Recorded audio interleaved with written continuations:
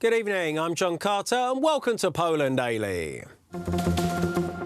Following the clashes that took place on Saturday in the city of Białystok in northeastern Poland, the police have detained 29 participants involved in the counter-demonstration against the first-ever gay pride march in Białystok. Incidents that occurred in the city provoked hysteria from the left and liberal media, who blame the usual enemies, the ruling Law and Justice Party and the Polish Catholic Church. Yesterday, the Polish police stopped 25 hooligans in Białystok. Today, there were another 3 people and a dozen or so more have already been identified. In the coming hours, they will be brought to the police stations. No one who breaks the law will go unpunished. Saturday afternoon, we witnessed an LGBT parade in Poland, referred to as the Equality March. The march was subjected to blockade by the organized groups of pseudo-football fans, and the route was changed twice. The police intervened and had to use tear gas. The most serious clashes occurred near the Catholic Cathedral, when counter-demonstrators were throwing various items such as bottles and rocks at police officers. Officials announced that new arrest warrants are being prepared, and the left-wing groups have already found those guilty of the riots. These are the Law and Justice Party and the Catholic Church. From Białystok, not far from Jedwabne. I knew in the morning that this is the bridge of history. I did not want to write that, and there it is. How can you do that? What do you not understand? That hatred leads to violence. Too much simplification. This is not simplification, but a warning. Organize the equality marches non-stop and get beaten up. Stand still and allowed to be devoured by beating. Zero reaction. Silence. To be beaten and kept silent. This is what will achieve victory. The Polish government intends to spend almost 2 billion zloty on the renovation of up to 318 T-72 tanks from the Bumar Łabędy factory and other cooperative firms. A deal was signed in Łabędy today. The event was attended by Prime Minister Mateusz Morawiecki and the Defence Minister Mariusz Błaszczak. The contract runs until 2025. It's a great deal for approximately 2 billion zloty, which will not only provide jobs but also allow us to coordinate the work of experts, technicians, scientists, universities and the army. It will also allow us to look into the future with hope, as we are slowly entering the third decade of the 21st century. Thanks to this deal, our army will be better suited for protecting our borders, both on its own and in cooperation with NATO.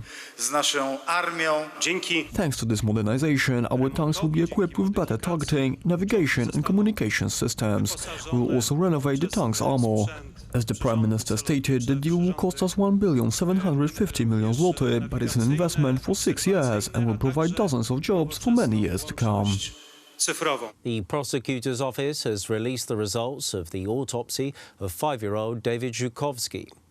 The results suggest that the boy suffered several stab wounds from his own father. David's body was found by police on Saturday after an intense 10-day search. The direct cause of death was internal and external bleeding resulting from stab wounds in the chest area. It is speculated that the murder weapon was in fact a knife. The police, however, have yet to find it.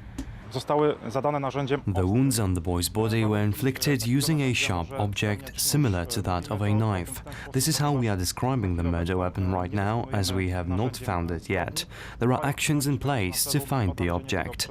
In connection to the visual inspection of the Skoda, it can be concluded that the location where the body was found was not the crime scene. However, the murder most likely occurred in the car. 5-year-old David disappeared on Wednesday, 10th of July. Around 5 p.m., the boy's father picked him up from his grandparents in Grodzisk Mazowiecki. The man was to drive David to his mother in Warsaw. The boy, however, did not arrive. 2 hours later, around 7 p.m., David's father sent his mother a text message which stated that she will never see the boy again. Just before 9 p.m., the man committed suicide on the train tracks. David's mother filed a missing persons case around midnight the same day. According to the DA's office, there are indications suggesting that this was a premeditated murder.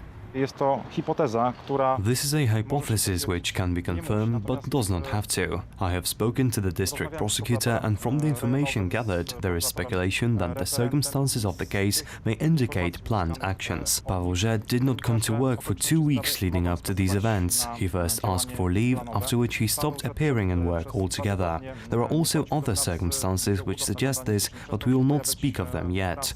For now, all we can say is that there were no third parties involved, apart from David's father. The search for David lasted for 10 days. This was the largest search party conducted by the Polish police. Hundreds of policemen, firefighters, and soldiers of the Territorial Defense Force took part in the search and were accompanied by helicopters, drones, and search dogs. Yesterday evening, a statement was made by the mother of David Zhukovsky, who thanked everyone involved in the search for her son and asked for prayers in his intention.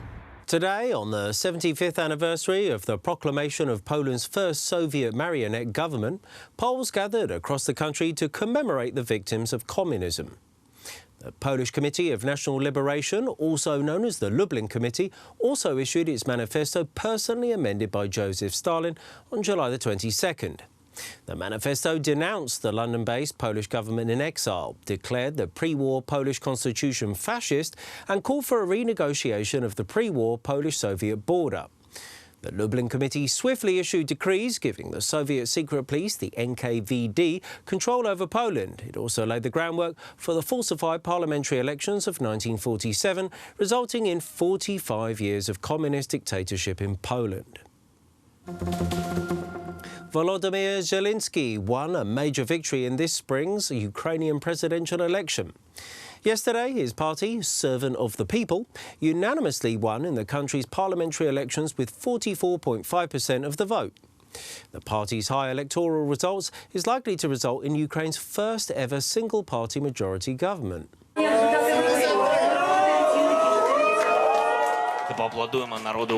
Congratulations to everyone. It is a good, strong and symbolic result.